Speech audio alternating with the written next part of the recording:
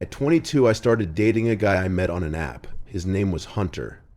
We went on 4 dates over a month. The first was a quick coffee meetup to ensure he seemed normal. The second was drinks at a bar where we both got a nice buzz and had fun. The third was dinner, and I began questioning if we truly clicked. The date ended with a kiss, our first and only one. I convinced myself things went well. Our fourth and final date was drinks again, but I was less excited. I started noticing odd quirks, antisocial mannerisms, and borderline creepy vibes. He drank excessively, became overly touchy, and attempted multiple kisses at the bar. I turned down his advances and hinted that I wanted to leave. He paid the check and we left. Walking to our cars, he bluntly asked if we could go home together.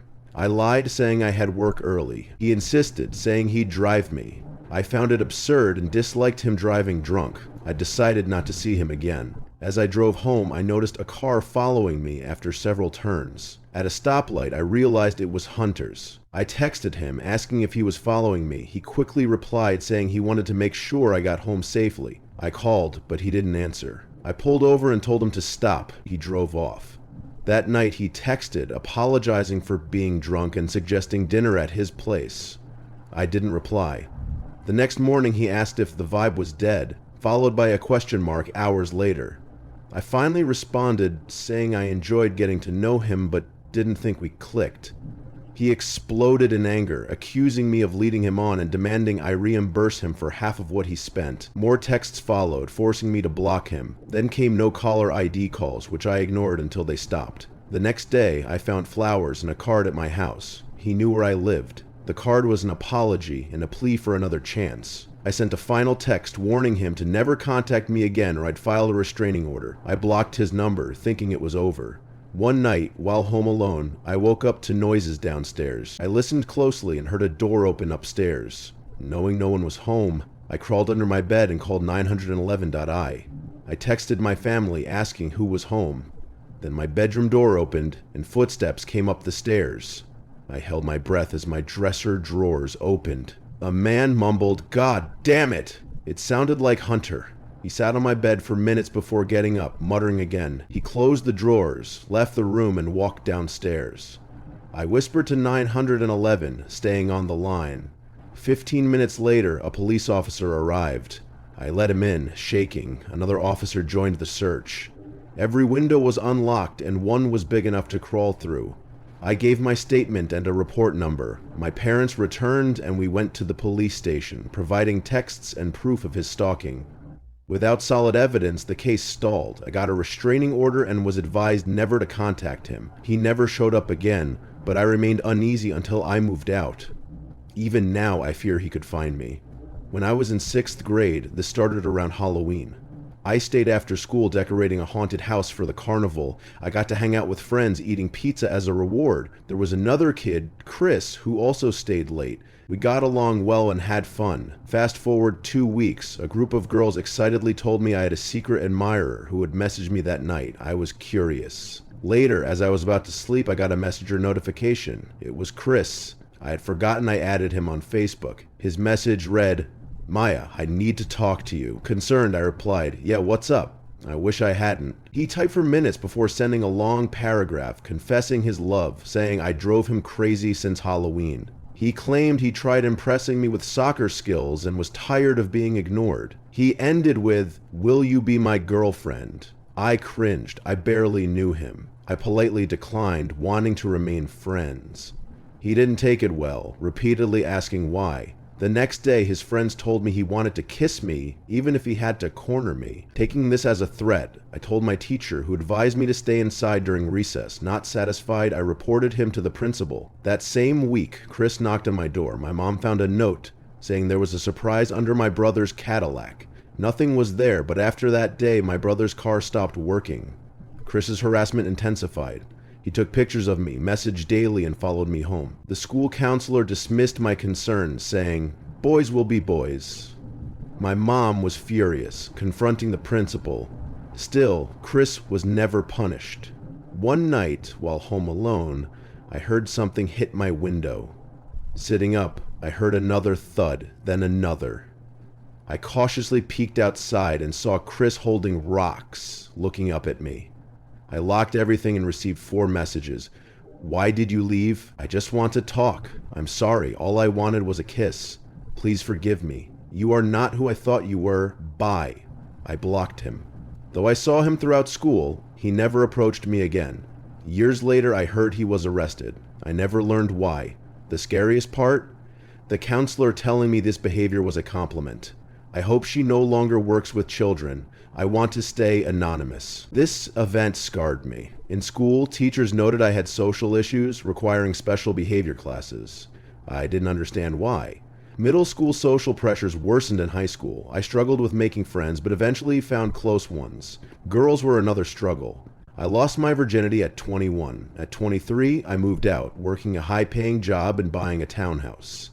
I matched with Emily on Tinder. Our first date was dinner, and though I feared she found me awkward, she texted that she had fun. We quickly became a couple. At first, it was exciting, but then she began texting constantly. She demanded we share locations, monitoring where I was. One night, while at my friend Phil's, she unexpectedly showed up, yelling about me ignoring her texts. She demanded I leave with her. Outside, we argued. She wanted to come home with me, but I refused. I later texted her saying we needed a break. She bombarded my phone, then started pounding on my door. My neighbor confronted her and she left. The next day, I stopped sharing my location. She instantly noticed and raged via text. I blocked her, but she didn't come to my house again. A week later, I was at Phil's and returned home late. Hungry, I microwaved food and put on a movie. Browsing through streaming apps for something good, I wanted a scary movie. When the microwave beeped and it went silent, I suddenly heard a click or thud from the dining room. The downstairs layout of the townhouse looped around in a circle, from the kitchen to the dining room, then to the living room and den, all separated by a central wall. However, the den and dining room had a door instead of an open passage. To allow for complete silence, I grabbed the TV remote and muted the sound. That's when I clearly heard the door separating the den and dining room clicking open. I peered into the dining room and blurted out, "Who's in here?" but got no response. Entering the room, my blood ran cold as I saw the door was open. I always kept doors shut in my home, and that one was no exception. I rushed to the kitchen, grabbed the biggest knife from the knife block, and immediately called 911. Having never called before, this was a first. Speaking loudly, I wanted whoever was in my house to know I was on the phone with the police. Whether it was a good idea or not is debatable. I said, "I think my crazy ex-girlfriend broke into my house. Please send someone." The dispatcher asked me to explain the situation and instructed me to wait outside if possible. I stepped outside and waited near the front door. Surprisingly, a police car arrived quickly.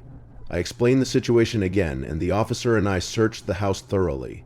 We checked every closet, underbeds and couches, even the mini attic. No one was there. The officer told me to call again if I heard anything, which assured me he believed I wasn't imagining it. My night was obviously disturbed. No way could I sit in the living room and watch a movie. I ate my food, which had been sitting in the microwave, then went up to my room and locked the door. I texted my friends and family about how spooked I was, but since no one was found, I dismissed it as just one of those creepy moments. I almost texted Emily, but decided against it. Taking a melatonin, I drifted off to sleep surprisingly fast. However, being a light sleeper, something woke me up. I didn't know what, but something felt off. Checking my phone, I saw a bunch of texts from a random number, which I quickly realized was Emily.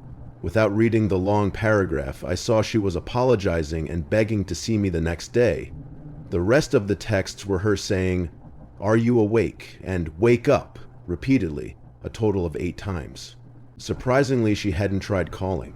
I replied, "Why are you awake right now? This is crazy. You blowing up my phone confirms I don't want anything to do with you anymore. Please leave me alone." Seconds after pressing send, I heard a scream from the closet next to my bed. It was Emily's voice yelling, "No!" before the closet door burst open. I had no time to think, just jumped out of bed, ran to the door, and tried to escape. The door, which was unlocked earlier, was now stuck. When I got it open, I pushed it shut behind me, holding it shut as Emily tried forcing it open. Then she started stabbing through the door. I saw the knife piercing through the wood. In the moment, I screamed, "Baby, I love you, stop," instead of yelling something hostile. When I said I loved her, she stopped and calmed down. I took this moment to silently call 911 while still holding the door. As I kept her talking, I told her I was going through a rough time but loved her and planned to get back with her. She frantically asked, "Why couldn't you just be honest with me?" She asked me to open the door, but I had to stall. I told her I was scared and wanted her to drop the knife. Eventually, she agreed and threw it across the room. I heard it clatter against the wall and hit the floor. The second I heard it land, I yanked the door open and tackled her to the ground. She screamed, fought back, and went hysterical, but I held her down, yelling my address into the phone. The police arrived with a loud crash as they kicked the front door in.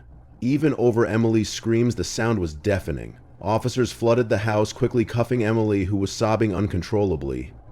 I wasn't crying. Shock had numbed me. This was the most terrifying night of my life. The nightmare didn't end there. A long and serious legal process followed. Getting Emily convicted was tough, and I never wanted my name on crime YouTube channels, so I was careful about sharing details. Emily is now in prison on serious charges, but no part of that makes me happy. This was someone I spent a significant part of my life with. Someone I thought I loved, yet she tried to kill me. She was not right in the head, and it still pains me how oblivious I was. At first, I was too focused on impressing her to notice the alarming behaviors. My lack of self-confidence blinded me. I know this will stay with me forever, even if anonymously it feels good to finally share this story.